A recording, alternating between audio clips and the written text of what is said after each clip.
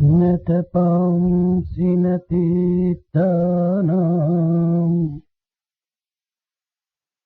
నతపాంసి నతీర్థానాం న శాస్త్రాన్ జపానహి సంసార సగరోత్తారే సజ్జనం సేవనం వినా. To cross the ocean of family, neither the performance of tapas, nor visiting pilgrimage centers, nor learning shastras and undertaking japas will help. If you want to cross the ocean of family, the only path is the service to good people, and dedicate yourselves to service to good people. తల్లి గర్భము నుండి జన్మించునప్పుడు తల్లి గర్భము నుండి ధనము తేడవువడు వెళ్ళిపోయి ఎడునాడు వెంటరాదు. లక్షాధికారైన లవణమన్నమే కాని మెరుగు బంగారంబు మృంగబోడు. లక్షాధికారైన లవణం అన్నమే కాని మెరుగు బంగారంబు మృంగబోడు.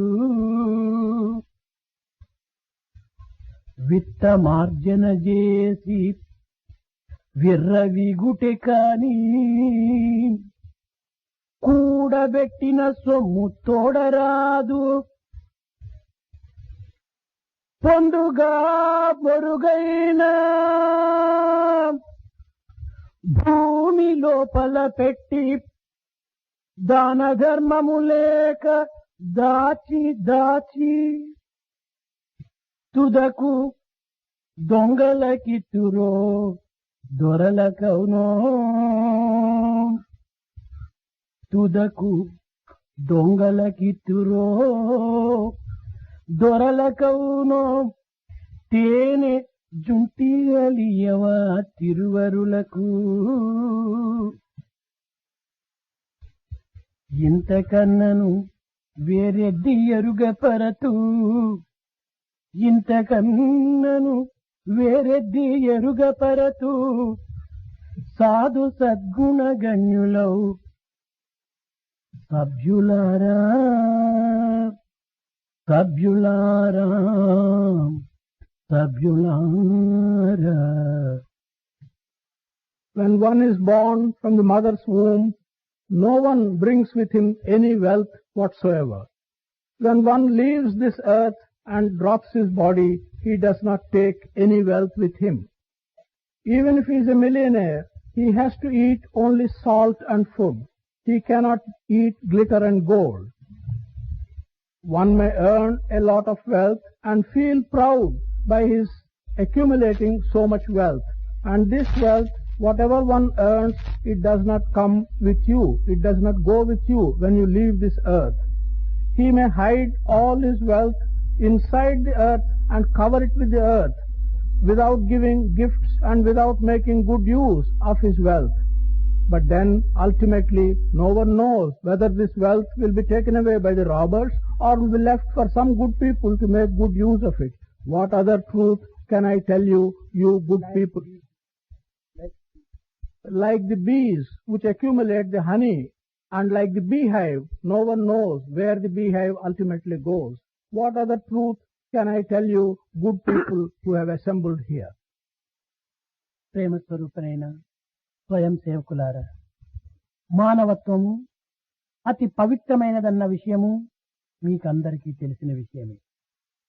Prema Swarupas and Sevakas, that human nature is a very sacred thing, is a fact which is known to all of you. లోకమునందు గల అన్ని విద్యల కంటే కూడాను పరోపకార భావం అనేటువంటి యొక్క విద్య ఉత్తమమైనటువంటిది.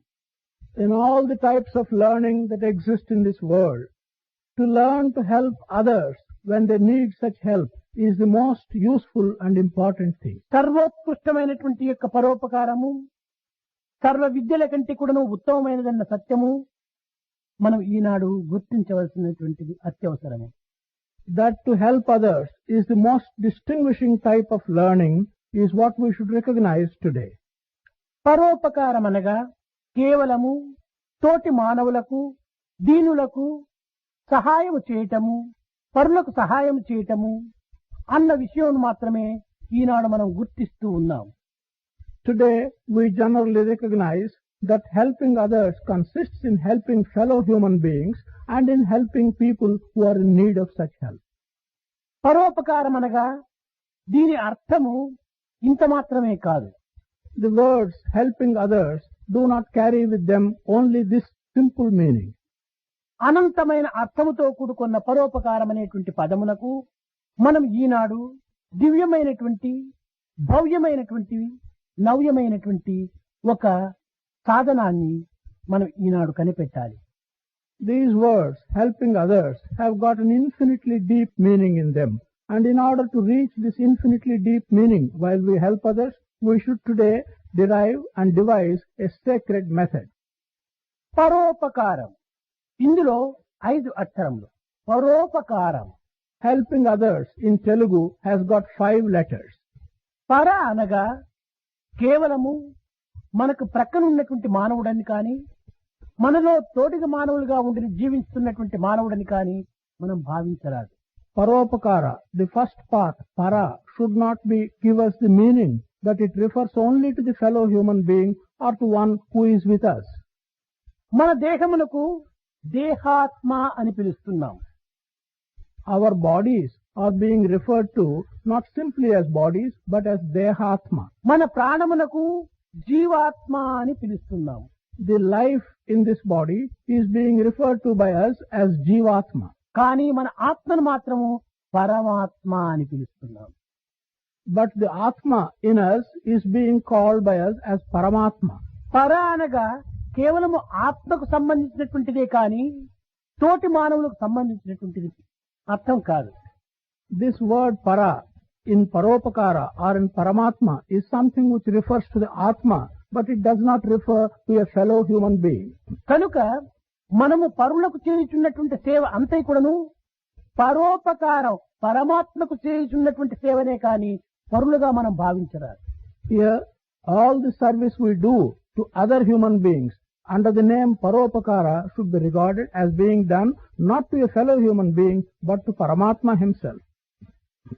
పర అనగా సర్వ జీవుల యందు కూడాను ఆత్మస్థాయి యందు ఆనంద స్థాయి యందు అంతర్భుకం నందు ప్రకటించి వికసించి వరించి తరించి భ్రమించి రమింపచేసేటువంటి ఒక తత్వం. The word para here refers to a location which is the location of the Atma in a human being, and it refers to the fact that it is the place of Ananda. It is the inner place of self which is the place of Ananda. కనుక మనం ఏ సేవ చేసినప్పటికీ పరమాత్మ సేవగానే మనం భావించటం అత్యుత్తమమైనటువంటి ఒక మార్గం. So whatever service we do, to regard that service as service to Paramatma or to God is the best way of looking at service which we do. మనం ఏ సేవకు పూనుకున్నప్పటికీ స్వార్థ భావము కాక పరార్థ భావము చేత ఫలాపేక్ష లేకుండా మనము సేవలో ముందంజ వెయ్యాలి. Whatever service which we wish to undertake, we should do it without any idea of selfishness, but with a view to help other people than your own self and without thinking of the benefits of the work that you do. ఏ సేవ చేసినా ఆ వ్యక్తి ద్వారా నాకు ఏ ఫలితం లభిస్తుంది అనేటువంటి యొక్క భావము మన సేవలో ఏమాత్రం కూడాను చేరరాదు.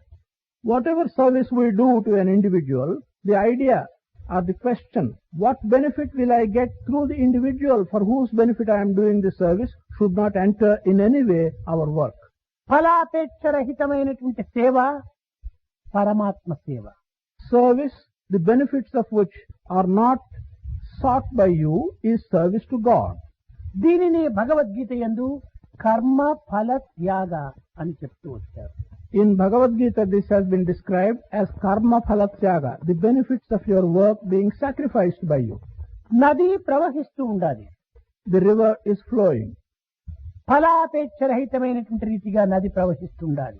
The river is flowing without wanting to get the benefits of its flow. పరోపకార నిమిత్తమై నది ప్రవహిస్తుండాలి. The river is flowing for the benefit of others. వృక్షములు పరోపకార నిమిత్తమై ఫలములను అందిస్తున్నాయి. The trees are giving us fruit for the benefit of others, not for the tree itself. పశువులు పరోపకార నిమిత్తమై పాలను అందిస్తున్నాయి. Cattle give us milk for the benefit of others. ఈ పరోపకార నిమిత్తమై జీవించి ఆదర్శవంతమైన జీవితాన్ని అందించేటువంటి నది, వృక్షము, గోవు ఈ మూడు కూడాను మానవుని యొక్క దివ్యత్వాన్ని, మానవుని యొక్క భవ్యత్వాన్ని ప్రకటిస్తూ వస్తున్నాయి. The river, the tree and the cow, which yield their fruit for the benefit of others, are really proclaiming the divinity that is contained in human beings. వృక్షములు, నది, గోవులే లేకుండినా మానవుడు క్షణకాలమైన కూడాను జీవించడానికి వీలు కాదు. If there are no trees, no rivers and no cows, man cannot live even for a moment. మానవుని యొక్క జీవితోద్ధారమునకు జలము, ఫలము, ఈ యొక్క క్షీరము ఈ మూడు కూడాను ఆదర్శవంతమైన ఫలరహితమైనటువంటి కర్మలు ఆచరిస్తూ ఉన్నాయి. For the promotion of man's life, these three, water, fruit and milk, are being given to us by the trees, the river and the cows in a view of not having the benefit for కనుకనే themselves. పశువులు, జలము, వృక్షములు కూడాను పరోపకార దీక్షను చేపట్టినప్పుడు పవిత్రమైన సజ్జనుడు పరోపకార దీక్షను పట్టకుండిన మానవత్వమునకే ఒక విరుద్ధమైన మార్గం. In this context, while we see that the river, the cow and the tree have undertaken selfless work and work for the benefit of others, if man who is sacred does not take this determination of doing work for కనుక the benefit of సజ్జనుడైన others, మానవుడు నది వలె, వృక్షము వలె, గోవు వలె పరోపకారము ఫలరహితమైనటువంటి మార్గములో చేయడానికి ప్రయత్నించాలి. a good man, therefore, like the river, like the cow and like the tree, should do help to others along the path of a selfless service. స్వార్థము అనేటువంటి యొక్క పెనుభూతము మానవత్వాన్ని మరిపింపజేస్తుంది. The demon of selfishness makes you forget the very human nature in you. స్వార్థరహితమైనటువంటి యొక్క పవిత్రమైన ప్రేమ, సేవ మానవత్వాన్ని దివ్యత్వమునకు తీసుకుని పోతుంది. Selfless and sacred love and prema takes man to the very heights of divinity. మానవుడు ప్రయాణము సలుపుచున్నాడు. ఎక్కడికి చేస్తున్నాడు? Man is performing the journey. To what destination is he performing the journey?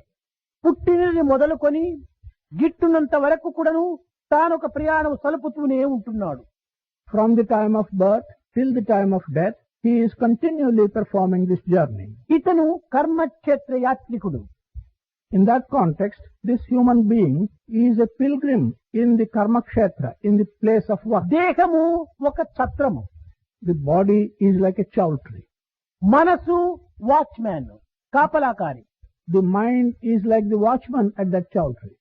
జీవుడు యాత్రికుడు. The jiva is the pilgrim. జీవుడు యాత్ర చేస్తూ ఈ ఛత్రం అనే దేహం నందు కొంతసేపు నివసించి మనస్సు అనేటువంటి వాచ్మ్యాన్ యొక్క భద్రతలో తాను జీవించి తదుపరి తన యొక్క ముందు ప్రయాణం సలుపుతూ ఉన్నాడు. The jiva, while performing this pilgrimage, stays for a short while in this body, which is like the chowtry, under the security of the watchman, which is the mind in the body. ఇందులో ఛత్రమునకు, watchman కు, ఈ ప్రయాణం చేసేటువంటి యాత్రికునకు ఏమాత్రము సంబంధం లేదు. In this, there is no kind of connection whatsoever between the pilgrim on the one hand and the chowtry and the watchman. ఛత్రంలో ఉండినంత వరకే watchman తో మనకు పని అవసరం. While the pilgrim stays in the chowtry, there is need for us for the watchman. తిరిగి ముందు ప్రయాణం అయ్యేంత వరకే మనకు ఛత్రంతో అవసరము. The need for the chowtry also lasts only so long as you make the next journey. ఈనాడు మనము ఈ ఛత్రమునకు, ఈ కాపలాకారికి, ఈ యాత్రికునకు సన్నిహిత సంబంధాన్ని చేర్చుకుంటున్నాం మనం. Today, we are creating a close connection between the chowtry, the watchman and the pilgrim. ఇది సరి అయినటువంటిది కాదు. This is not the right thing to do. దీని వలననే మనము అనేక విధములైనటువంటి బంధనలో చిక్కుకొనుకుంటున్నాం. It is because of this mistake which we are committing, we are binding ourselves with various types of bondages. దేహో దేవాలయ ప్రోక్తో GO దేవ సనాతనః. ఈ సనాతనుడైన జీవుడు ఈ మిథ్యలోకంలో యాత్ర చేస్తూ దేహమనేటువంటి చౌట్రీలో కొన్ని క్షణములు మాత్రమే జీవిస్తున్నాడు, నివసిస్తున్నాడు. తదుపరి ముందు యాత్రకు ప్రారంభం చేస్తున్నాడు. This Jiva, who is indeed Sanatana, quite ancient, in making this journey in this world of myth, he is living in this chowtry only for a short while. అయితే ఎక్కడికి ఈ ప్రయాణం? Where is he going to end this journey? ఎచ్చట నుండి వచ్చనో మరి అచ్చటికి ఏగుట నైజము ప్రాణికోటికి. ఎక్కడి నుంచి వచ్చాడో అక్కడికి మాత్రమే ప్రయాణం చేస్తున్నాడు. For all the living beings, it is natural to go to the place from where he has originally come. కానీ ఈ ఛత్రములో మాత్రం కొంతకాలము నివసిస్తున్నాడు, విశ్రాంతి తీసుకుంటున్నాడు. But he is living and taking rest in this chowtry for a short while. ఎందువల్ల ఆ ప్రదేశానికే వెళ్ళాలి? Why should he go to the place from where he has come? ఒక గ్రామం నుండి కార్యార్థమై ఒక విధమైనటువంటి గ్రామాంతరం బయలుదేరి వెళ్తాం మనం. One person from his village wants to go out of the village, and on work he wants to go to a certain other village. కానీ తన పనిని తాను చేసుకున్న తర్వాత వెళ్లిన గ్రామము ఎంత సౌందర్యంగా, ఎంత సదుపాయంగా, ఎంత అనుకూలంగా, ఎంత చిత్ర విచిత్రంగా ఉండినప్పటికీ ఆ మనిషి ఆ ప్రదేశంలో శాశ్వతంగా జీవించడానికి ప్రయత్నం చేయడు.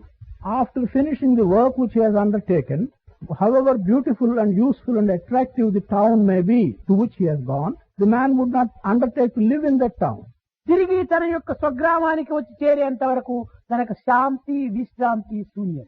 He will have no rest of mind and peace till he returns back and reaches the original town to which he belongs. కనుకనే ఈ మానవుడు తన స్వస్థానమునకు చేరేంత వరకు కూడాను శాంతి, విశ్రాంతి చిక్కదు. So also, this human being, until he reaches his place of origin, he will not have peace of mind. కనుకనే భగవద్గీత యందు మమైవాంశో జీవలోకే జీవభూత సనాతనః.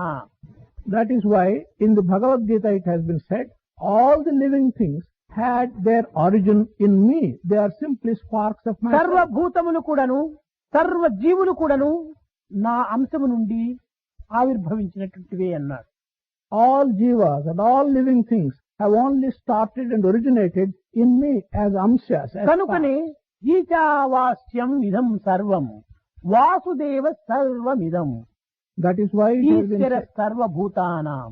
it has been said that Ishavashyam, Isha covers the entire universe, everything in the universe, and all the bhutas, the living things, have been కనుక protected by me. మనము ఎచ్చట నుండి వచ్చితేమో అచ్చటికే చేరునంత వరకు కూడాను మనకి ఏ విధమైన శాంతి ఉండదు.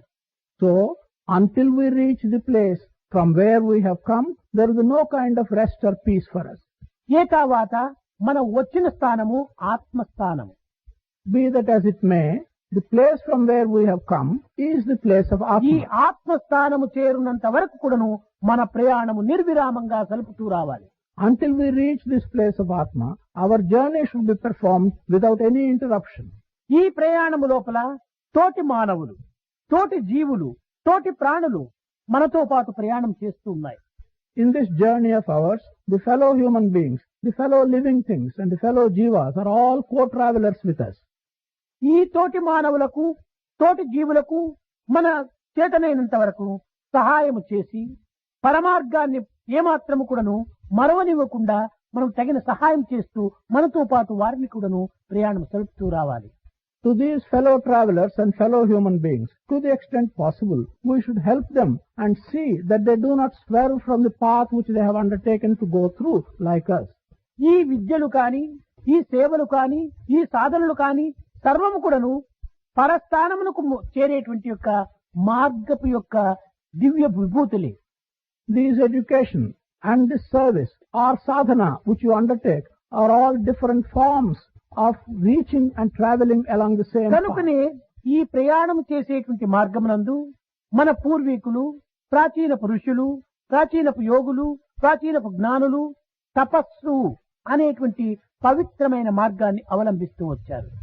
In this journey, our ancients, the old rishis, they have been undertaking what is called tapas in this path. తపస్సు అనగా ఈనాడు వీరు విపరీతమైనటువంటి అర్థమును తీసుకొని భయభ్రాంతులకు గురి అవుతున్నారు. Today, by taking an incorrect and extraordinary type of meaning for this word tapas, they are simply subjecting themselves to fear. భయంకరమైన అరణ్యములో నివసిస్తూ ఆకులములు తింటూ తల క్రిందు పెట్టి కాళ్ళు పైన ఉంచి తపింపజేయటమే తపస్సని భావిస్తున్నారు. They have the idea that tapas consists of living in terrifying forests with head down and legs up and eating only leaves and such things. కానీ తపస్సు అనగా ఇది కాదు దీని యొక్క అర్థము. But tapas does not mean this. తపస్సు 3 విధములైనటువంటి తపస్సు ఉంటుండాలి. Tapas is of 3 different kinds. శారీరక, వాక్కు, మానసిక తపస్సులు. These 3 types of tapas relate to 1. Bodily tapas, 2. Tapas relating to your words, 3. Tapas relating to your mind. ఇక్కడ దేహ తపస్సు, శారీరక తపస్సు అనగా దీనిని మనం ఈనాడు కొంత విచారిస్తాం. Tapas relating to the body, we will discuss it now today to some extent. శారీరక తపస్సు లోపల 5 విధముల తపస్సు ఉంటున్నది. Again, in the bodily type of tapas, there are 5 different kinds. భగవత్ ఆరాధన శరీరంతో చేయటము ఒక్క తపస్సు. To worship God with your body is one type of tapas. అంతర్బహిర్ శుద్ధి అనేటువంటిది శరీరంతో ఆచరించటము రెండవ తపస్సు. Cleansing internally and externally with your body is the మూడవది second. రుజు మార్గము అని తెలపటము మూడవ తపస్సు. The third type of tapas is to find the path of truth. నాలుగవది బ్రహ్మచర్యము అన్నారు. The fourth one is brahmacharya or celibacy. ఐదవది అహింస అన్నారు. The fifth one is ahimsa. Not ఈ to kill. 5 కూడాను శారీరక తపస్సులు. These 5 are 5 types of tapas relating to the body. ఇక్కడ మొట్టమొదట భగవంతుని ఆరాధన, మహర్షుల యొక్క ఆరాధన, మహనీయుల యొక్క సందర్శనము, ఇవన్నీ కూడాను మానవుని యందున్నటువంటి అహంకార మమకారమును కొంతవరకు నువ్వు దూరం చేసి వినయ విధేయతను అందించడానికి ఒక విధమైనటువంటి సోపానము. The first type, that is using your body to worship God and to reach great saints and great people, this is intended to enable you to remove ego in you and to minimize the attachment that is in you and to develop an amount of humility and obedience to these great people. ఈ పెద్దలను దర్శించటం చేతను, పెద్దలను పూజించటం చేతను, దైవ ఆరాధన సల్పటం చేతను మన అహంకారము నిర్మూలమైపోతుంది. By worshipping and paying respect to elders and to great people, our ego will be eliminated. నీవే తప్పని తప్పరం పెరుగాని దైవాభిమానం పెరుగుతూ లోకాభిమానము తరిగిపోతుంది.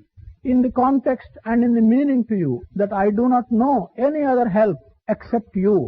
ఈ అభిమాన అహంకారము రెండు కూడాను నిర్మూలమైనప్పుడు మన వినయ విధేయతలు మానవుల్లో ఆవిర్భవిస్తాయి. Your relation to worldly things will disappear, your ego will be minimized, and your attachment will become less. అహంకారం ఉండినంత వరకు కూడాను వినయం మనలో ఏమాత్రం కూడాను ఆవిర్భవించదు. So long as there is ego in us, humility will not come to us to any degree. అభిమానం మనలో ఉండినంత వరకు కూడాను విధేయత మనలో రాదు. So long as we have some attachments and likeness, then you will not have any amount of obedience. కనుక మొట్టమొదట మనం దేహముతో అహంకారాన్ని నిర్మూలము గావించుకునే నిమిత్తమే సేవా మార్గంలో ప్రవేశించాలి. With the body, with the purpose of removing all ego in us completely, we should enter the path of service. ఇది మొట్టమొదటి తపస్సు. This is the first kind of tapas. తపస్సు అనగా నీవు అనేక విధమైన శ్రమలకు గురికానక్కరలేదు. Tapas does not mean that you should torture yourself in many ఆకలి ways. అన్నాలు నీవు వదలు విసర్జించనక్కరలేదు. You do not have to give up your food. అరణ్యములు పోనక్కరలేదు. Don't have to go to the forest. తోటి మానవుల యందే మనము సమానమైన సమాజ సేవ చేసినప్పుడే నిజమైన తపస్సుగా మారుతుంది. ఇది దేహ తపస్సులో మొట్టమొదటిది. Living in the community and doing service to the fellow human beings is the first type of real tapas. ఇంకా రెండవది అంతర్బహిశుద్ధి. ఇది రెండవ శారీరక తపస్సులో రెండవది. The second bodily type of tapas is cleansing, inner cleanliness and external cleanliness, both. ఇక్కడ శరీరం అంతర్బహిశుద్ధులు అనగా ఏమిటి? దేహశుద్ధి, మనోశుద్ధి, పరిశ్రమల అనగా పరిసర ప్రాంతముల యొక్క పరిశుద్ధి. Here, inner and external cleanliness means the cleanliness of the body, the cleanliness of the mind, and the cleanliness of the neighboring environment.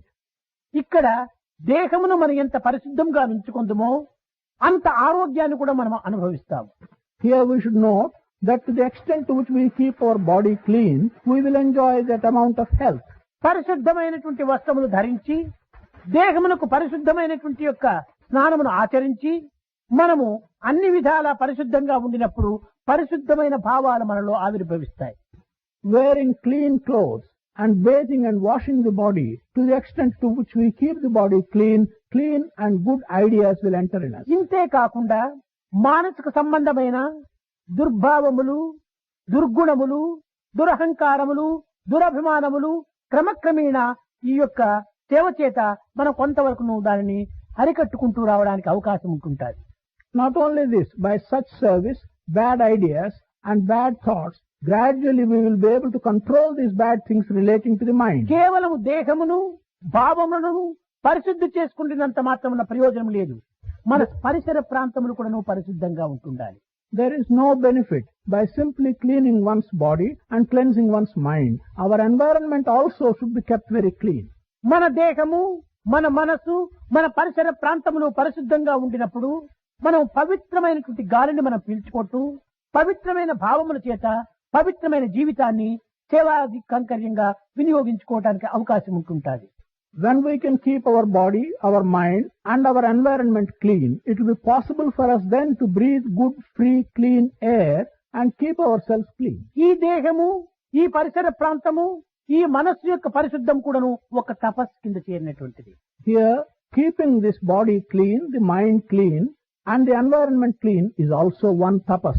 ఇంకా మూడవది శరీర తపస్సు లోపల రుజుమార్గము అని చెప్పాము. The third one of the tapas relating to the body has been named the path of truth. రుజుమార్గం అనగా కుట్ర, కుయుక్తి, ఈ విధమైనటువంటి యొక్క కుయుమార్గము అనగా సంకుచిత మార్గములు మనలో ఏమాత్రము లేకుండా మనస్సు, వాక్కు, క్రియ మూడింటి యొక్క ఏకత్వాన్ని నిరూపించటమే ఇది మూడవ తపస్సు. The third category is the path of truth, which means without having any narrow ideas and without creating crookedness in your work and in your task, to keep your word, your thought and your deed together. యుక్తితో మరొకరిని మోసపుచ్చడం కానీ, కుయుక్తితో ఏదో తప్పించుకోవడానికి ప్రయత్నం చేయటం కానీ, సంకుచితమైన భావములను ప్రదర్శించడం కానీ ఈ రుజు మార్గములో ఏమాత్రం కూడా ప్రవేశపెట్టకూడదు. By being clever and trying to deceive others by your cleverness and having a narrow idea should never be brought into this path of truth. కేవలం నీవు సేవ చేయకపోయినప్పటికీ సేవ చేస్తున్నట్టుగా యజమానుకు నటించడం కూడాను కుయుక్తి కిందనే చేరుతుంది. While not doing any service, pretending to do some service and want to deceive your master, this is also a bad crooked path. సంకుచిత భావము, సంకుచిత భావం అనగా చిన్న చూపులు, చిల్లర భావములు మన హృదయంలో ఏమాత్రం కూడా ప్రవేశించకూడదు. Narrow ideas and narrow vision, such thoughts should not enter our heart at all. దీనినే లుక్ అప్, ఎయిమ్ హై అని రెండు మార్గంలో చెప్తూ వచ్చారు. This has also been stated in two ways: look up, aim high. ఇది రుజు మార్గానికి సరియైన తపస్సు. This is the right kind of tapas for the path of truth. ఇంకా బ్రహ్మచర్యము, బ్రహ్మచర్యం అనగా కేవలము పరిశుద్ధమైన భావముల చేత, పరమాత్మమైన ప్రేమ చేత ఒక కామచర్యలు కాని, ఒక విధమైనటువంటి దుర్భావములు కాని హృదయంలో చేరనివ్వకుండా చేసుకోవటమే ఇది బ్రహ్మచర్యం యొక్క లక్షణము. The fourth one is brahmacharya or celibacy. The true type of celibacy should be one that you do not entertain in your mind any bad ideas or bad thoughts. ఏతావాత బ్రహ్మచర్యం అనగా ఏమి? సర్వం భగవత్ ప్రీత్యార్థం అనేటువంటి భావం చేత అనుసరించటమే బ్రహ్మచర్యం. The inner meaning of the word brahmacharya is whatever you do to have the feeling that you are doing that in the aspect of God, this will be called brahmacharya. సర్వజీవ నమస్కారం కేశవం ప్రతిగచ్చితే బ్రహ్మచర్యం. The obeisance you do to all the jivas will go to Keshava. అందరి యందు కూడాను దైవత్వం ఉన్నదనేటువంటి యొక్క సత్యాన్ని విశ్వసించడమే బ్రహ్మచర్యం. To believe in the truth that God is present in everyone, this is an aspect of ఇది brahmacharya. దేహ తపస్సులో నాలుగవది. This is the fourth type of tapas relating to the అహింస body. ఐదవది. The fifth one is ahimsa. అహింస అనగా ఇతరులను బాధ పెట్టటము, ప్రాణులను హింసించటము, ఇది మాత్రమే హింస అని మనం భావిస్తున్నాము. చాలా పొరపాటు. We generally think that troubling others and causing harm to living people is himsa. This is not right. కేవలము దేహరీతిగా ఇంకొక దేహాన్ని హింసించినంత మాత్రమున, వాక్కు రీతిగా ఇంకొకరి మనసు నొప్పించకుండా ఉండినంత మాత్రమున అహింస కాదు. If just you take care to see that your body does not trouble another body or your mind does not harm another mind, that alone cannot be called ahimsa. అహింస అనగా ఆత్మ నిగ్రహమును ప్రకటించటమే అహింస. The word ahimsa means to be able to proclaim and practice control of your atma. సహనమే అహింస. To be patient is ahimsa. కనుక ఈ సహనం అనేటువంటి దానిని మనం ఏనాడు అభివృద్ధిగాంచుకుందామో అది సరైనటువంటి అహింస. The day when we can promote this patience in us to be able to withstand other మన things with ఇంద్రియ patience. నిగ్రహమును మనకు ప్రయత్నం చేసుకోవటము ఇది ఒక సేవ లోపల ప్రధానమైన అహింసగా రూపొందుతుంది. The practice by which we can control our sensory organs, that will become the most ఎప్పుడు మనం important. ఇంద్రియాన్ని నిగ్రహించుకుందామో అప్పుడు కఠినమైన వాక్కు కానీ, కఠినమైన చర్యలు కానీ, కఠినమైన చూపు కానీ మనలో ఏమాత్రం కూడాను ఆవిర్భవించదు. Once we are able to control our sensory organs, neither a harsh word nor a harsh thought or a bad vision will ever come. కేవలం వాక్కును మాత్రం కఠినంగా రాకూడదని వాక్కును మాత్రమే అరికట్టుకుంటూ పోతే మిగిలినటువంటివి ఏవి గతి పడుతుంది? If we simply control our tongue and do not utter a harsh word, what about the other sensory కనుక organs? మొట్టమొదట ఇంద్రియాన్ని నిగ్రహించుకుంటే సర్వ ఇంద్రియములు కూడాను సమమైన ప్రేమ మార్గంలోనే ప్రవేశిస్తాయి. If as a first step we can control all the sensory organs, everyone in your body will follow that control. ఇది శారీరక తపస్సులో ఐదవది. This is the fifth one in the ఈ tapas. ఐదు కూడాను చేరి శారీరక తపస్సు అనే చెప్పవచ్చు. All these 5 types of tapas together can be called bodily tapas. ఇంకా రెండవది walk Tapas. The second one is the tapas of your word. ఈ యొక్క పదములు ప్రేమమయమైనటువంటివిగా ఉండాలి. The words which you utter should be full of prema or love. మనము ఏ పదము పలికినప్పటికీ మనస్సుతో, హృదయముతో మనము దానిని చేర్చి పలకాలి. Whatever word we utter, that word should come from the origin of your mind and సత్యమునే your heart. పలకాలి. Truth alone should be uttered.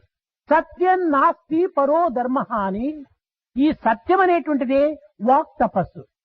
Other than truth, there is no dharma which we can really praise. సత్యము సత్యము కదా అని పరులను బాధించేటువంటి యొక్క సత్యం కూడా మనం చెప్పకూడదు. With the feeling that truth is truth, we should not utter even if it is truth which will Satyam cause harm. బ్రూజాత్, ప్రియం బ్రూజాత్. Speak the truth. Speak that truth which causes ప్రేమతో ఉండాలి. which causes నబ్రూజాత్ Satyam అప్రియం. unpleasant truth do not be uttered. కనుకనే భగవద్గీత యందు అన్ఉద్వేగకరం వాక్యం సత్యం ప్రీతి హితం చేయత్తన్నాడు. ఈ సత్యం అనేటువంటిది కూడాను ప్రీతిగా, హితంగా, శాంతిగా ఉంటుండాలి. That is why in the Bhagavad Gita it has been said, even if it is truth, it must be truth filled with prema and filled with goodness. ఏ విధమైనటువంటి ఉద్రేకం కూడా ఉంటుండకూడదు. There should be no type of excitement. There should not be any force when you utter the word of పరమ truth. శాంతంగా ఒక ప్రేమతో ఆ సత్యాన్ని కూడాను హృదయానికి ఆహ్లాదం అందించేటువంటిదిగా ఉంటుండాలి. With great peace and with no force and with love, the truth must be one which will be given ఇది pleasure. వాక్ తపస్సు అన్నారు. This has been described as the tapas of the మన word. నిత్య జీవితంలో మనం ఉచ్చరించేటువంటి ప్రతి పదములు కూడాను తపస్సు కిందనే పరిణమించిపోవాలి. In our daily life, all the words that we utter should take the form of a tapas described as now. మన వాక్కును ఈనాడు అనేక విధములైనటువంటి పెడమార్గములో ప్రవేశపెడుతున్నాం. The words we utter today are being put along several wrong paths. మన యొక్క దోషములను మనం కప్పిపుచ్చుకునే నిమిత్తమై సత్యం వలె దానికి కొన్ని రకములైనటువంటి యొక్క షేపు ఇచ్చి అసత్యాన్ని వినియోగపెడుతున్నాం. To cover our own faults, we are using truth for giving some kind of a form, an outer cover, and we are using truth for మనకు covering కష్టములను untruth. తప్పించుకునే నిమిత్తమై అసత్యాన్ని కూడా సత్యంగా రూపొందింప చేసుకుంటున్నాం. To escape from troubles and difficulties, we are giving a form of truth for untruth as well. మనకు కష్టములు నష్టములు వచ్చిన కూడా పర్వాలేదు, సత్యాన్ని మనము ఒక విధమైనటువంటి తపస్సు కింద మనము దానిని అనుభవింప చేసుకోవాలి. It does not matter even if we are subjected to pain and loss. సత్యమునకు ఆదర్శ పురుషుడు హరిశ్చంద్రుడు. We must use truth for a good purpose. The తన ideal సత్యాన్ని తాను నిలుపుకునే నిమిత్తమై, సత్య ప్రతిజ్ఞ చేసే నిమిత్తమై, సత్య తపస్సును ఆవిర్భవింప చేసుకునే నిమిత్తమై తాను అనేక కష్టములకు గురి అయ్యాడు. The ideal person for demonstrating truth is Harishchandra. Harishchandra, with a view to adhere to truth under any circumstance, he submitted himself to తన several difficulties. ఇల్లాలును తన కుమారుని కూడాను అమ్ముకున్నాడు. He sold his wife and his son for the purpose of maintaining truth. కట్టగడపటికి తనను తానే విక్రయించుకున్నాడు. At the very end, he sold himself for that purpose. కుమారుడు గతించిన సమయం లోపల శ్మశానములో ఆ ఇల్లాలైనటువంటి చంద్రమతి ఆ డెడ్ బాడీ, ఆ మృతిక కళేబరమును పెట్టుకొని సుంకమును చెల్లించడానికి చేతకానటువంటి పరిస్థితిలో ఏడుస్తూ ఉంటుండాలి. At the death of the son, the mother, wife, Chandramati, was having the dead body of the son with her and was not in a position to pay the tax in order to cremate that body of the son. అప్పుడు కూడాను హరిశ్చంద్రుడు అక్కడ సత్యాన్ని తప్పక తన కర్తవ్యాన్ని నిర్వర్తించుకునే నిమిత్తమై duty is God, తానొక సేవకుడు, తాను శ్మశానంలో డ్యూటీ చేస్తున్నాడు. సుంకము లేకుండా ఆ యొక్క కళేబరాన్ని బర్న్ చేయడానికి వీలు కాదని ఆ ఇల్లాలైన కుమారుడైన తన డ్యూటీని సక్రమంగా చేస్తూ వచ్చాడు. At that time, Harishchandra was a servant serving somebody else and doing duty at the burial ground. And it did not matter whether it was his wife or his child. He stuck to truth and he did his కనుకనే duty. హరిశ్చంద్రులకు సత్య హరిశ్చంద్రుడు అని సార్థక నామం నిలిచిపోయింది. That is why Harishchandra has got the name Satya Harishchandra, which is a permanent name. ఎట్టి అవస్థలు ఏందైనా కూడాను మనం అసత్యానికి అవకాశం అందించకూడదు. Under no circumstances should we give room to utter untruth. లోకం సత్యమని భ్రాంతితో నా ఇల్లాలు నా కుమారుడని ఎంతో అల్లాడిన ఈ దేహం ఇప్పుడు ఈ కట్టెలను కాల్చుతో ఇల్లాలు లేడు పుత్రుడు త్రోడైరాడు అని హరిశ్చంద్రుడు గట్టిగా ప్రపంచానికి చాటాడు. అదే సమయం నందు ఒక ధనవంతుని శరీరాన్ని శ్మశానమునకు తీసుకుని వచ్చారు. ఈ ధనవంతుని శరీరాన్ని శ్మశానముకు తీసుకుని వచ్చే సమయం లోపల నూర్లకు బంధుమిత్రులు శ్మశానం వరకు వెళ్లినారు. Harishchandra proclaimed to the world that it does not matter what the position is. At the time of one's death and cremation, the body which was so much attached to his own wife and his own family, it will have nothing to do with that wife and the son. And this actually was proclaimed by him when a rich man's body was brought into the burial ground and was being cremated. With the body came thousands of relatives and friends only up to the burial ground. నిప్పు పెట్టారు, అందరూ ఇండ్లకొచ్చారు. The body was set fire to before cremation and all of them returned home. కొంతసేపు అయిన తర్వాత ఎవ్వరూ లేరు. ఆ దేహం ఏం చేసింది, ఈ వేడి వల్ల అటు లేచింది, పైన కాలం బొంగటం వల్ల. After some time, there was nobody, but this dead body, on account of the fire and the tension in the spinal column, the body just got up and sat. ఇక్కడ కావిలి కాచుకున్నటువంటి హరిశ్చంద్రుడు దగ్గరికి వెళ్ళాడు. అయ్యో బ్రతికినాడు కదా అని కొంతసేపు లేచి తర్వాత మరి పండుకుంది. Harishchandra, who was attending at the crematorium, he just went near the body, thinking that the man has come back to life. అప్పుడు హరిశ్చంద్రుడు యోచిస్తున్నాడు, అయ్యో పాపము, లేచి నా భార్య నా బిడ్డలు ఉన్నారా లేదని చూచి ఎవరు లేకపోవటం తిరిగి పండుకున్నాడు అనుకున్నాడు పాపం. After a few moments, the body slept again flat. Then Harishchandra says, oh, this poor body has got up to see if his wife and relations are still here. Finding that there was nobody there and they have all gone home, the body sleeps again, falls down. ఈ సత్యాన్ని మరొక తూరి తన హృదయంలో చేసుకున్నారు. ఎవరు భార్య, ఎవరు పుత్రులు, ఎవరు బంధువులు, ఎవరు మిత్రులు, ఇవంతా కూడాను మాతా నాస్తి పితా నాస్తి నాస్తి బంధు సహోదర అర్థం నాస్తి గృహం నాస్తి తస్మాత్ జాగ్రత్త జాగ్రత్త జాగ్రత్త అని సర్వజీవుల యొక్క ప్రేమతత్వాన్ని సర్వులు ఎందుకు ప్రసరింపచేస్తూ వచ్చాడు. Harishchandra reminded himself of this truth once again and told himself that who is the mother, who is the son, what is your wealth? There is no mother, there is no son, there are no relations, there is no wealth. All human beings. కనుకనే సత్య మార్గమునందు మనం ప్రయాణం చేసుకున్నప్పుడు సత్యమైన relations మనం develop చేసుకోవాలి, అభివృద్ధి గావించుకోవాలి. So, when we want to travel along the path of truth, we should develop a relationship which is really truthful ఈ relationship. దేహం సంబంధమైనటువంటి తల్లిదండ్రులు కానీ, బంధుమిత్రులు కానీ, బిడ్డలు సుతులు కానీ, సోదరులు కాని సర్వులు కూడాను ఏదో ఒక కాలములో మన దేహాన్ని వారైనా వారి దేహాన్ని మనమైనా వదిలిపెట్టి పోక తప్పదు.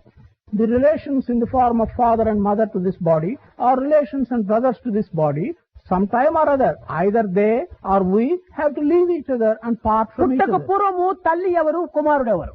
When one is not born, who is the mother and who is the son? పెళ్లి కాక పూర్వము భర్త ఎవరు, భార్య ఎవరు? When the marriage did not take place, who is the husband? Who is పెళ్లి the అయిన wife? తరువాతనే భార్య భర్త. It's only after marriage one becomes a husband. పుట్టిన తరువాతనే తల్లి కొడుకు. It's after birth we talk of a mother and దానికి a son. ముందు ఎవరికి సంబంధం లేదు. Before that, there is no relation between anyone and another. అందరూ దైవాంశ సంభూతులే. All are simply relations of కనుక God. ఇవన్నీ మన కల్పన చేత మన సంబంధ బాంధవ్యాన్ని మనం పెంచుకుంటూ వస్తున్నాం. All these, by our own creations, are promoted as relationships between bodies. ఇవి మార్పు చెందేటువంటివే క్రమక్రమేణా. These are relationships which will have to change with time. ఈనాడు కోడలుగా ఇంటికి వచ్చినటువంటి ఒక స్త్రీ ఇంకొక 20 సంవత్సరాలైతేనే ఆమె అత్తగా మారిపోతుంది.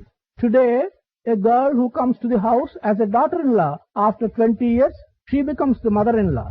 కనుక మార్పు చెందేటువంటివి అన్ని. These are all therefore changing things. మార్పు చెందినటువంటి సంబంధాన్ని మన సాధకుడు అభివృద్ధి చేసుకోవాలి. Our sadhakas should promote a relationship which does not change. మన నిజమైనటువంటి తండ్రి, మన ఆధ్యాత్మిక మార్గమునందున్నటువంటి తండ్రి సత్యమే తండ్రి. Our true father, the one who is our father on the path of spirituality, is truth. మన ప్రేమనే తల్లి. Our prema is the mother. మన జ్ఞానమే మన కుమారుడు. Our wisdom is our son. మన శాంతమే మన పుత్రిక. Our peace is our daughter. మన భక్తే మన సోదరుడు. Our devotion is our brother. యోగులే మన మిత్రులు. The yogis are our friends. ఈ సంబంధాన్ని మనం అభివృద్ధి గావించుకోవాలి. This kind of relationship should be promoted by us. సత్యము ఎప్పటికీ మారనటువంటిది. Truth is one, not two. కనుక ఇది శాశ్వతమైన తండ్రి. Truth is unchanging. Truth is one but not two. ప్రేమ ప్రేమ పవిత్రమైన విశాలమైన దివ్యమైనటువంటి ప్రేమ. ఈ ప్రేమ అన్ని ప్రేమల కంటే సముద్రం వంటి ప్రేమ. కనుక ఇది ఏనాడు కూడా చిన్న భిన్నం కానటువంటిది. Sacred type of prema, broad prema, is like the ocean, and that kind of prema will never splinter or change. కనుకనే love is God, live in love అన్నారు. So it has been said, love is God, live in love. ఈ ప్రేమనే మన తల్లిగా మనం తీసుకోవాలి. We should take that kind of love as ఈ our Prema mother. మనల్ని ఎడబాటేటువంటిది ప్రేమ తల్లి కాదు. This is not the type of mother who will separate from you. మన జ్ఞానము, wisdom is sun. Our wisdom is our son. ఈ జ్ఞానం అనేటువంటిది మార్పు చెందేటువంటిది కాదు. This wisdom is not something which will change. దీనిలో మనము 3 మార్గాన్ని మనం విచారించాలి.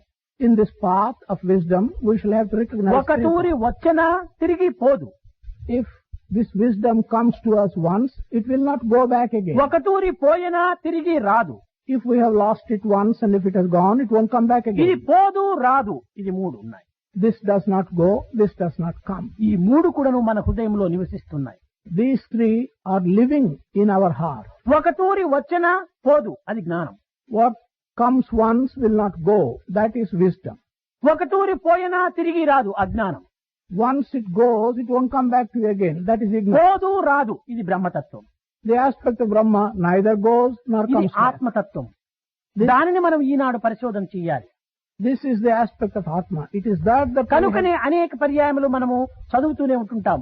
The one you think you are, the one others think you are, the one you really are, you are not one person అని మనం అనేక పర్యాయం చదువుతుంటాం. In this context, we read the 3 aspects. They are the one that you think you are, the one others think you are, and the one you really are. These 3 we అనగా often see. The one you think you are మన భౌతికమైనటువంటి యొక్క శారీరం యొక్క సంబంధం. The one you think you are relates to the body. This is the material body. The one others think you are, ఇది నీ యొక్క జీవతత్వము. The one others think you are, this is the jiva aspect in you. The one you really are, అదే ఆత్మతత్వం. The one you really are is the aspect of జీవతత్వము Atma. హెచ్చు పల్లములుగా మారిపోవచ్చు, కీర్తి మర్యాదలలో పాల్గొనవచ్చు. The aspect of jiva can grow and can diminish. It can give you reputation, you may lose reputation. ఇంక దేహతత్వంలోన క్షీణించవచ్చు, అభివృద్ధి కావచ్చు.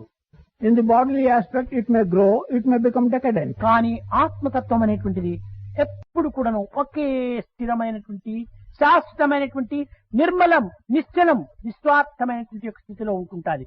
దీనిని నిర్గుణం, నిరంజనం, సనాతనం, నికేతనం, నిత్య, శుద్ధ, బుద్ధ, ముక్త, నిర్మల స్వరూపిణం అన్నారు.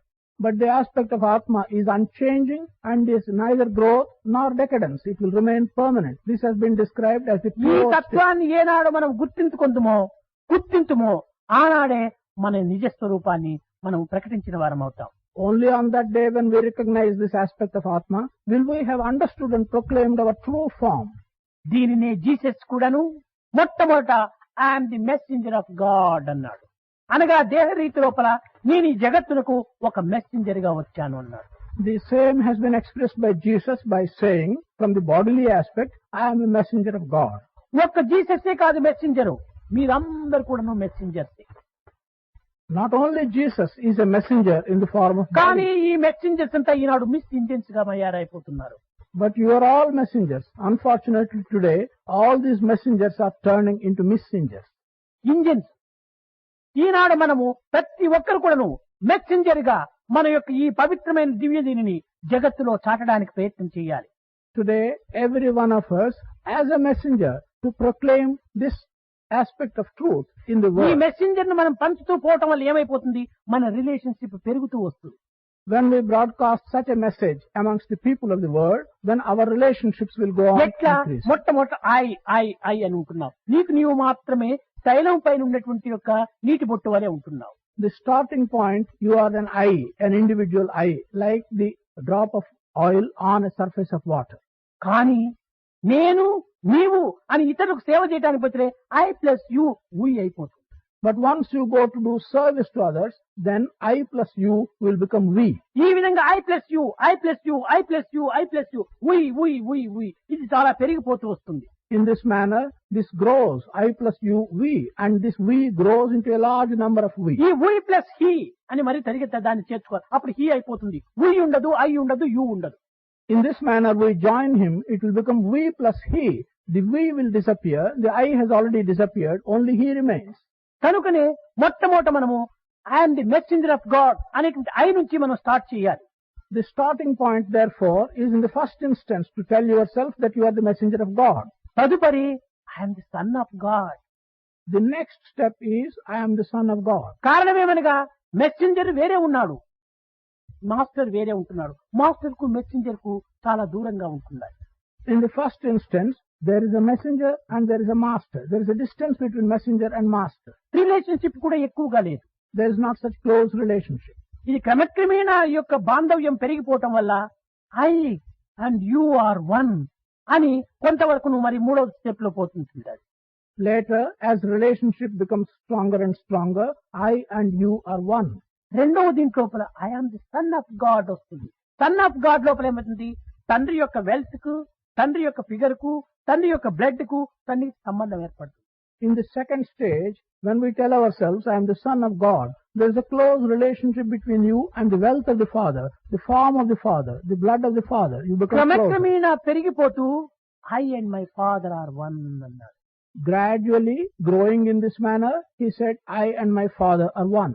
అదే విధంగానే మనం ఈనాడు మొట్టమొదట ఒక విధమైనటువంటి యొక్క మార్గంలో మనం ప్రవేశించి తద్వారా నేను మెసెంజర్ అనేటువంటి దాంట్లో మనం సేవను చేయాలి. In the same manner, today we should enter a path, and as a messenger we should do service. దీనినే డివైన్ అన్నారు. లాస్ట్ లోపల I and my father are one అనేటువంటి దాన్ని ఈ ఆత్మశక్తి, దివ్యశక్తి, దివ్యమైన మార్గము అని చెప్తూ వచ్చారు. This path has been described as the divine path until you end up by saying, I and my Father are one. You become one with the Atma. Work without love, deplorable. Work with love, desirable. Love without duty is divine. Work without love is deplorable. Work with love is desirable. Love without duty is divine. Love without duty is divine. కనుకని ఈ మూడింటి మార్గం లోపల మనము love without duty. Duty means ఏమిటంటే, duty అనే దాంట్లో మన పని అనుకోకూడదు. మనం ఇక డ్యూటీ అనగా ఫోర్స్, ఇంకొకరి బలవత్తము లేనటువంటి పని అని ఒక అర్థం. Here duty means duty with force, with compulsion from outside. But duty without compulsion from outside. ఇక్కడ మీరు మూడు విధములైనటువంటి అర్థాలు మీరు తీసుకోవాలి. you have to take three types of మన meaning. భారతీయులు యందు కర్తవ్యం ఒక్కటి. In our language, in our context, duty is described in three ways. One is kartavya. సంబంధం మరొకటి. The second one is connection, sambandha. నిర్బంధం ఇంకొకటి. The third one is compulsion or nirbandha. నిర్బంధం, సంబంధం, కర్తవ్యం మూడు విధములైనటువంటి పదములతో భారతీయులు తమ జీవితాన్ని సాగిస్తూ పోతున్నారు. In three different words, they have been taking their life in three ways: compulsion, connection and kartavya. ఈ నిర్బంధం అనేటువంటిది ఏమైపోతుందంటే కొన్ని విధమైనటువంటి యొక్క డ్యూటీ కింద చెప్తూ వస్తున్నారు ఈనాడు. Sometimes this compulsion is also described as a duty. ఇది ఎట్లా, ఇది ఏ విధమైనటువంటి ఒక పోస్ట్ గా ఒక విధమైన నిర్బంధంలో ఉంటుండాలి. We will take an example. What kind of this situation? This is connected with Eenadu compulsion. ఒక ఆఫీస్ కు ఒక అధికారి విజిట్ చేస్తున్నాడు. Today, an officer is visiting his office. కానీ అధికారి విజిట్ చేస్తుండే సమయంలో ఈ యొక్క వర్కర్ కు 104 డిగ్రీ టెంపరేచర్ ఉంటుండాలి. When the master is visiting the office, then this worker who works in the office has got 104 degrees ఆనాడు లీవ్ temperature. తీసుకోవడానికి వీలు కాదు. He cannot take leave that day. ఏదో కొన్ని పిల్స్ అయినా తినేసేసి డాక్టర్ దగ్గర పోయి ఇంజక్షన్ తీసుకొని నిర్బంధంగా పోయే తీరాలి. ఎందుకంటే విజిట్ చేస్తున్నాడు, తన ఫైల్స్ అంతా కూడా చెకప్ చేస్తున్నాడు. He cannot take leave that day. He will have to take some pills or go to a doctor and take an injection and go to the office because the officer is coming to inspect and see his files. ఇది తన యొక్క కంట్రోల్లో లేదు. Here, this leave is not in his control that day. ఇది duty. This is duty. ఇంకా రెండవ మార్గం ఏమిటనగా ఈనాడు Sunday అవుతుంది. సండే అయినప్పుడు హాలిడేగా ఉండాలనుకొని తాను మిత్రులందరినీ ఇంటికి డిన్నర్ పిలిచాలా అని చెప్పి అనుకున్నాడు. The second type is, today happens to be a Sunday. He wanted to enjoy a holiday on Sunday and invite several friends to his home. సరిగా సడన్ గా తెల్లవారు లేచేటప్పటికి ఇతనికి జ్వరం వచ్చేసేసింది 104 degree.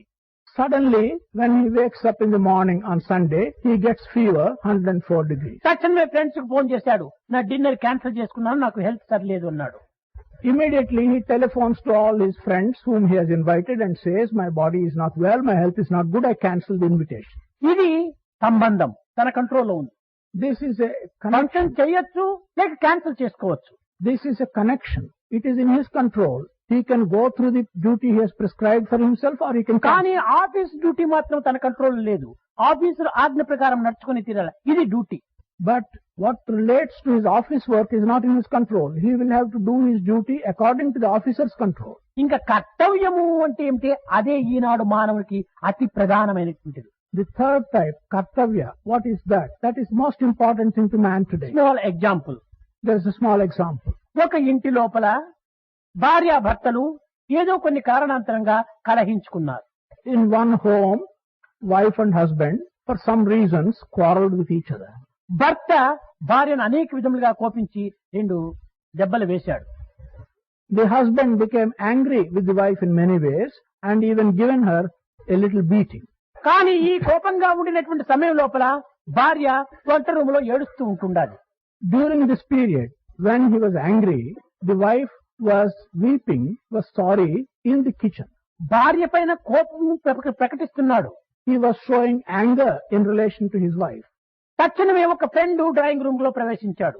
At that moment, a friend enters his drawing room. Friend దగ్గర hello hello hello అని నవ్వుతూ పోయాడు ఇతను. When he goes to receive his friend, he says, hello friend, and he is smiling. కూర్చోమని ఫ్రెండ్ దగ్గర చాలా హ్యాపీగా మాట్లాడినాడు. He speaks to the friend very happily, asks him to sit down.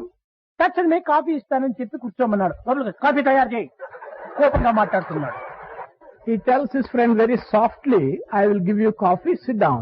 Goes inside the kitchen and orders his wife, prepare some coffee. భార్య దగ్గర కోపాన్ని ప్రకటిస్తున్నాడు, friend దగ్గర సహనాన్ని ప్రకటిస్తున్నాడు. He is exhibiting anger in the presence of his wife. He is exhibiting patience and forbearance in the presence of కారణం his friend. ఏమిటి? తన యొక్క సంసారం యొక్క గుట్టు బయటి వానికి తెలియకూడదు. ఈ గౌరవం కోసం ప్రకటిస్తున్నాడు. What is the reason? The reason is the intricacies and troubles of his family should not be known to an outsider. It is this that friend దగ్గర ఫ్రీగా ఉన్నట్టు ఇల్లాలకు తెలియకూడదు. the wife should not know that he is free and well with the ఈ friend. విధమైనటువంటి గౌరవాన్ని పోషించుకుంటూ రావటం వల్లనే సంసారం గౌరవ మర్యాదలతో ఉంటుంటారు. In order to protect this kind of honor of a family, the family continues to be protected and honored. ఈనాడు ఈ కర్తవ్యం చెడిపోయింది. This kartavya, this type of duty today has been lost. భార్య దగ్గర కోపం ఫ్రెండ్ పైన కూడా ఇచ్చిపెట్టేస్తాడు. The anger which should have been shown towards the wife, he will show towards the friend కనుక also, తన యొక్క మేనర్స్ పోతూ ఉండాలి. which means he is losing his manners. ఈ విధమైనటువంటి కర్తవ్యాన్ని ఈనాడు మనం పోషించుకుంటూ రావాలి. కనుక డ్యూటీ అనగా ఏమిటంటే కేవలము ఆఫీసుకు పోవటము, పని చేయటము ఇవి మాత్రం కాదు. ఆఫీసులో నిర్బంధమైనటువంటి దానిని మనం చేయటం వల్లనే దీనికి ఇంగ్లీష్ లో డ్యూటీ అని పెట్టారు. Today, it is not the duty that is related to a compulsory attachment to the office or to a connection that should be promoted. That is why it has been called duty. But there is a type of duty called ఈనాడు మన kartavya. యొక్క సేవకుల యొక్క duty government ఇది కాదు, guard duty. Today, the duty of our sevakas is not that of the government, it is that of God. It's God's తనకు duty. ఒక్క master మాత్రమే ఉంటున్నాడు. There is only one master for him. ఇక్కడ office లోపల అనేక మంది masters గా ఉంటారు. In the office, there may be several masters. కనుకని ఈ I and my father are one అనుకున్నప్పుడే హోలీ గోస్ట్ ఏర్పడిపోతుంది. So, when you are able to think, I and my father are one, then you become one and the stage of being a Holy Ghost comes. కనుక ఈనాడు మానవ సోదరత్వాన్ని, దైవ పితృత్వాన్ని మొట్టమొదట మనం భావించి సేవకులో మనం పాల్గొనాలి.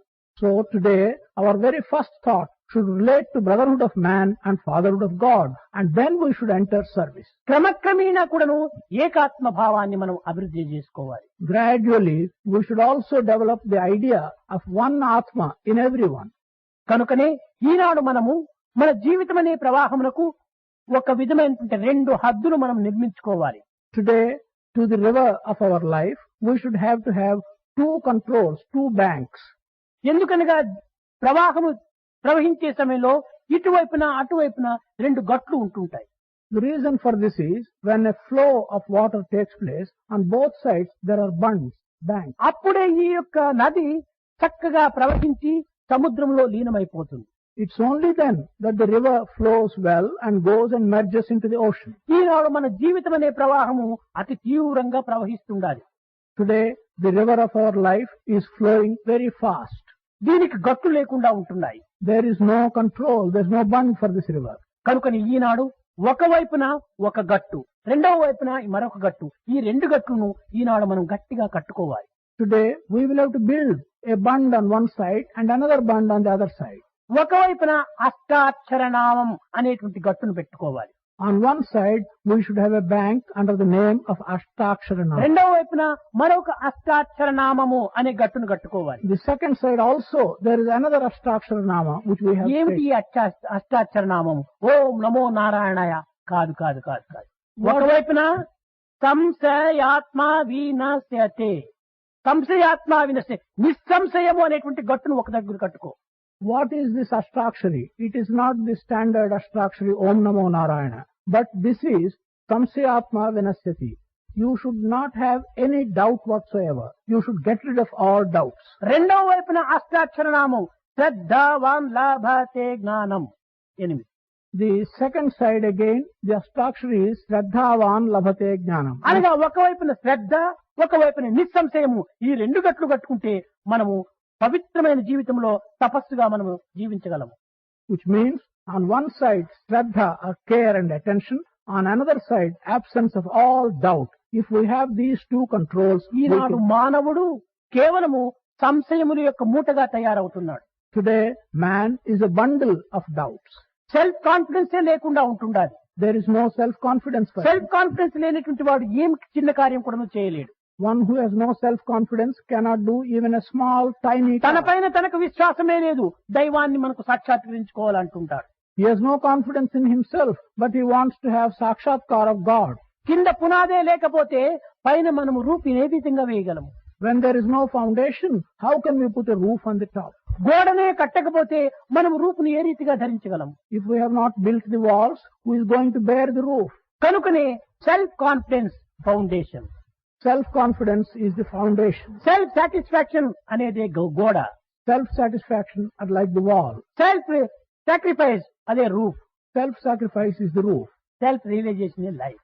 self-realization is the life. కనుక ఈ మూడు కూడాను భద్రంగా ఉండినప్పుడే ఈ లైఫ్ అనేటువంటి సెల్ఫ్ రియలైజేషన్ కూడాను మనం సుఖంగా, మనము ఆనందంగా, సంపూర్ణమైన నిర్భయంతో జీవించడానికి వీలవుతుంది. It's only when we have these three built properly, the self-realization we can have, and our life can be happy and prosperous. కనుక మొట్టమొదట మనం విశ్వాసాన్ని అభివృద్ధి చేసుకోవాలి. First step is to promote confidence. ఈ సేవను చేసే సమయం లోపల మనం అందరికీ సాయిరాం సాయిరాం సాయిరాం అంటున్నాం. కానీ ఎందుకోసం నువ్వు సాయిరాం అంటున్నావు? While performing this seva or giving service, to all we say Sai Ram. ఈ సాయిరాం సాయిరాం అనేటువంటి ఈ పదములు కానీ, ఈ యాక్షన్ కానీ కేవలం యాంత్రికంగా బయలుదేరకూడదు, యంత్ర రూపంతో ఉండకూడదు. Why do we utter these words, Sai Ram? These words should not come mechanically out of you. ఎవరికి మనం సాయిరాం అన్నా సాయిరాం పోయి చేరుతుంది అనేటువంటి భావంతో, అందులో సాయిరాముడు ఉన్నాడు అనేటువంటి విశ్వాసంతో మనం చేస్తున్నాం. With the thought that to whomsoever you utter these words, Sai Ram, they will go and reach Sai Ram, and that Sai Ram is present in that individual. కనుకనే మనం ఉపనిషత్తులు ఉండేకును సర్వజీవ నమస్కారం కేశవం ప్రతిగచ్చతే, ఎవరికి మనం నమస్కారం చేసినా దైవానికి పోయి చేరుతుండాలి. That is why, according to the Upanishad, to whomsoever we make obeisance, ultimately it goes and reaches God. This is what we believe. ఎవరికి మనము నమస్కారం చేసినా ఏ విధంగా భగవంతునికి పోయి చేరుతున్నదో అదే విధంగానే సర్వజీవ తిరస్కారం కేశవం ప్రతిగచ్చతే. ఎవరిని మనం తిరస్కరించినా, ఎవరిని మనం అవమానం చేసినా, ఎవరిని మనం బాధించినా అది కూడా భగవంతుడికి చేరిపోతుంది. Just as to whomsoever we make obeisance, it goes and reaches God. So also, whomsoever you cause harm and hurt, that will also go and reach God. కనుక మనము ఎవరిని కూడా హింసించకుండా, ఎవరిని బాధించకుండా, ఎవరిని కష్టపెట్టుకోకుండా అందరినీ కూడా సాధ్యమైనంత వరకును ప్రేమతో మనం చేస్తుంటుంటే ఇది వాక్ తపస్సు కింద గాని, మనస్తపస్సు కింద గాని సంసిద్ధంగా ఏర్పడుతుంది. So, without causing harm or hurt to anybody, if we can conduct our service, then this will be like tapas of your word and of your action. కనుక తపస్సు అనగా మనము ఇల్లు వాకిలి వదిలిపెట్టి మన యొక్క కర్తవ్యాలు విసర్జించి అరణ్యానికి పోవటం కాదు. వాక్ తపస్సు మనం చెయ్యాలి. మనో తపస్సు మనం పవిత్రమైన భావాలతో ఈ యొక్క ఇంద్రియాన్ని అరికట్టుకోవాలి. దేహ తపస్సు పవిత్రమైనటువంటి మహర్షులకు, మహనీయులకు, పెద్దలకు, తల్లిదండ్రులకు సేవలు చేసి అనేక విధమైనటువంటి యొక్క ప్రీతిని మనం అందుకొని తద్వారా మనము అహంకార మమకారాన్ని అణచుగొట్టుకోవాలి. Tapas does not mean giving up our homes and families and going to the forest. Tapas should consist of tapas of the mind, of the heart, and of the body. This should be done in order that you may give up your ego and your attachments. కనుకనే దీనిని పురస్కరించుకొని the proper study of man kind is man అన్నారు. It is in this context that it has been said that the proper study of man is mankind. మన మనసులోని భావములు, మాటలోని పలుకులు, క్రియలోని ఆచరణలు మూడు ఏకమైపోవాలి. Our thought from the mind, our word from our mouth, and our deeds from our hands. కానీ ఈనాడు man kind అంటున్నారు, కానీ ఈ మూడు ఏకం చేయటం లేదు. But today we only talk of mankind, but we do not harmonize the thought, word, and deed. ఇప్పుడు man kind అని చెప్పడానికి వీలు లేదు, మంకీ కైండ్ అంటే చెప్పవచ్చు బాగా. In that situation, we cannot call it mankind, we can call it monkey kind. మనము ఆ విధంగా పోకూడదు. మనము పవిత్రమైనటువంటి మానవుడము, నరుడము.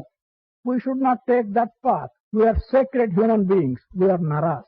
ఈ నరకు వానరకు ఉన్నటువంటి వ్యత్యాసాన్ని మనం కొంతవరకు విచారించాలి. We should also understand the difference between a nara, a human being, and a vanara, a monkey. వానర ఇది 3 అక్షరాలు, నర 2 అక్షరాలే. Vanara, monkey, has got 3 letters. Nara, man, has got 2 letters. ఈ వానర ఈ 3 అక్షరాలు ఏమిటంటే వాల ఉంది కాబట్టి వానర. Vanara can be explained by saying it is because there is a tail. Vanara is one who has a tail. కాబట్టి మనిషికి ఆ వాలం లేదు కాబట్టి నర. Since man has no tail, the letter va goes and he becomes nara. కానీ తోక లేదు మాత్రమే, కానీ వానరుని యొక్క చేష్టలన్నీ ఉంటున్నాయి నరుని యందు. Only the tail is absent, but all the conduct of a monkey are present in a man. కానీ మనం ఆ విధమైన ప్రయత్నంలో పోకూడదు. మనము దివ్యమైనటువంటి వాలమున్నటువంటి యొక్క కోతులే రామసేవ చేసి అనేక విధమైనటువంటి రామప్రీతికి పాత్రులైనాయి. Who should not take that path? Vanara, the monkeys who have the tail, in many ways did service to Rama and sanctified their lives. ఈనాడు నరుడై పుట్టి మానవత్వంకు మాధవత్వానికి సంబంధం అనేటువంటిది గుర్తించుకొని కూడా మనం అట్టి సేవలు చేయకపోతే నిజంగా మానవత్వానికి సార్థకం కాదు. Today, being born a human being and recognizing that we are much closer to divinity and much closer to God, yet if we do not do such service, then we are not. మన నిత్య జీవితంలో మనం అనుభవించవలసినటువంటివి, మనం తెలుసుకోవలసినటువంటివి ఇంకా ఎన్నో ఉంటున్నాయి. నిత్య జీవితమే మనం ఆధ్యాత్మిక మార్గము. There are many things in our daily life which we have to understand and which we have to learn. In fact, daily life is spirituality. నిజంగా మనము ఆధ్యాత్మికం అనగా ప్రత్యేకమైనటువంటి ఒక స్థాయి కాదు. Truly, when we talk of adhyatmic or spirituality, it's not as if it is a distinct. మన నిత్య జీవితంలో మనం అనుభవించేటువంటి ప్రతి క్రియలు కూడాను ఆధ్యాత్మిక సంబంధించినటువంటివి. Every event which we experience in our daily life is connected closely with spirituality. మనము సరి అయినటువంటి అర్థాన్ని గుర్తించుకోలేకపోవటం చేతనే ఆధ్యాత్మిక వేరు, మన డైలీ లైఫ్ నిత్య జీవితం వేరు అని దాన్ని విభాగం చేస్తున్నాం. Because we do not understand the real true meaning of life, we are separating spirituality from daily life. కనుక మనము నిత్య జీవితము ఆధ్యాత్మికము రెండూ ఒక్కటే. Daily life and spirituality are together one. ధర్మ అర్థ కామ మోక్షములోని 4గా ఉన్నటువంటి పురుషార్థములను రెండు ఒక్కటిగా చేయమని చెప్పాడు. Dharma, artha, kama and moksha, they should be made into two.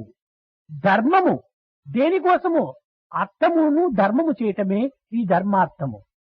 Dharma, artha, what for do you want to have wealth? Artha, for ఇక్కడ అర్థం అనగా కేవలము కరెన్సీ నోట్స్ $1 మాత్రమే కాదు. Here the word artha does not mean only currency notes or dollars. Wealth అనేటువంటిది కేవలము జ్ఞానం యొక్క ధనమే. Wealth has got a much broader meaning. ఆరోగ్యం యొక్క ధనమే. Wisdom is a health. మన యొక్క భావం యొక్క ధనమే. Thoughts are wealth. మన యొక్క దేహ బలము యొక్క ధనమే. Our bodily strength is also కనుక wealth. ధనం అనగా ఏమిటి? దేహ బలము, మనోబలము, బుద్ధి బలము, ఆధ్యాత్మిక బలము, సర్వ బలములు కూడా ధనముల కిందనే లెక్క. What is wealth? Bodily strength is wealth. Mental strength is wealth. Spiritual strength is wealth. All these are different types of wealth. సత్శీలము ధనమే, సదాచారము ధనమే, ఐశ్వర్యము ధనమే, సర్వము ధనమే. Good character is wealth. Good conduct is wealth. All these things are wealth. They constitute wealth. కనుకనే ఆ ధనమును మనము ధర్మము చెయ్యాలి అన్నాడు. This wealth of all kinds, this should be used for the purpose of dharma. కనుకనే ఈ ధనం అనేటువంటి యొక్క సర్వమును కూడాను దానము చేసే నిమిత్తమే ధర్మము అన్నారు.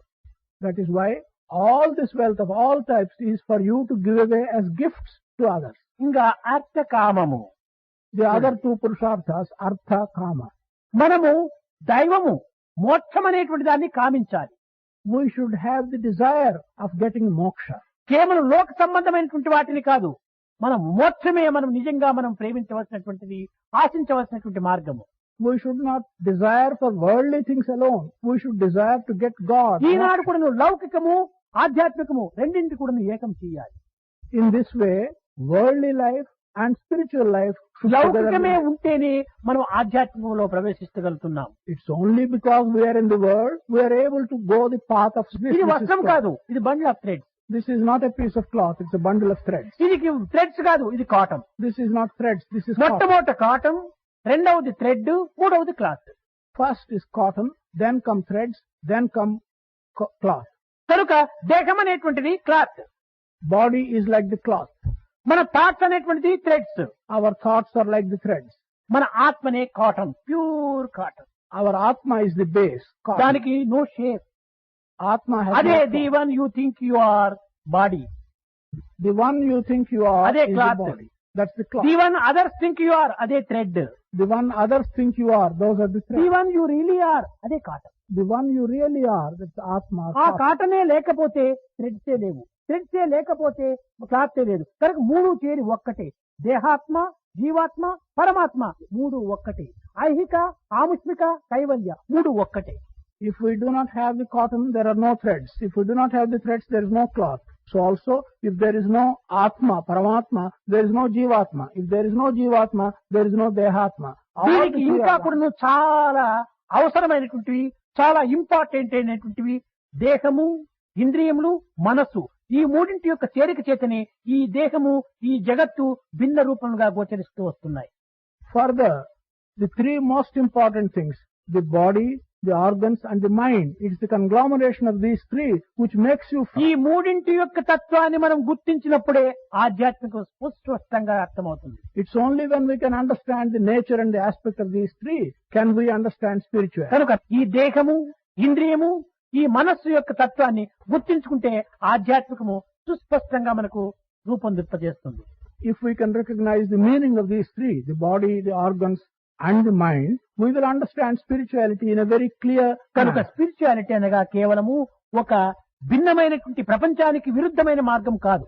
Spirituality does not consist of a separate path unconnected with the living world. తెల్లవారి లేచినది మొదలు రాత్రి వరకు మనం నిద్రించేంత వరకు ఏ పని చేసినా అంతా కూడా ఆధ్యాత్మికమే. Since our getting up in the morning till we go to sleep in the evening, whatever work we do, all that is intimately connected. తెల్లవారు 6 with గంటలకు జపము, రాత్రి 8 గంటలకు జపమని ఒక టయాన్ని మనం నిర్ణయించుకోవటం అక్కర్లేదు. నిరంతరం కూడా సర్వదా సర్వకాలేషు సర్వత్రా హరిచింతనం. We do not have to fix a time, morning 8 o'clock or evening 8 o'clock for japa at all times and at every దానికి instant. యవ్వనము, బాల్యము, కౌమారము, వార్ధక్యం అనేటువంటి యొక్క స్థాయిలు కూడా అవసరం లేదు.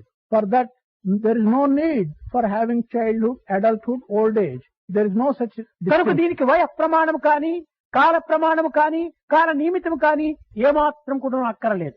For this, neither a fixed age nor a fixed time or మన necessity. అనుకూలముల నిమిత్తమై మనం కాలాన్ని నిర్ణయం చేసుకుంటానేమే కానీ కాలములకు ఏమాత్రం కూడా హద్దు లేదు. It is for our convenience that we fix a time, but time has no limitations. కేవలం ఇది సాయంకాలం అనుకుంటున్నాము, సాయంకాలమునికి ఏమాత్రం అర్థం లేదు. We call this evening. It has no meaning at all. సూర్యుడు భూమి కిందకి పోవటం చేత సాయంకాలం అనుకుంటున్నాం, సూర్యుడు భూమి పైన ప్రవేశించటం చేత తెల్లవారనుకుంటున్నాము. Because the sun is setting, we think it is evening. When the sun is rising, we think it is morning. నిజంగా సెట్టింగ్ రైజింగ్ రెండు లేవు సన్నుకు. Truly, sun neither rises nor sets.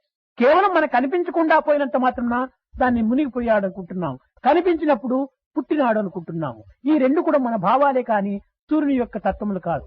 Just because we do not see the sun, we think he is set.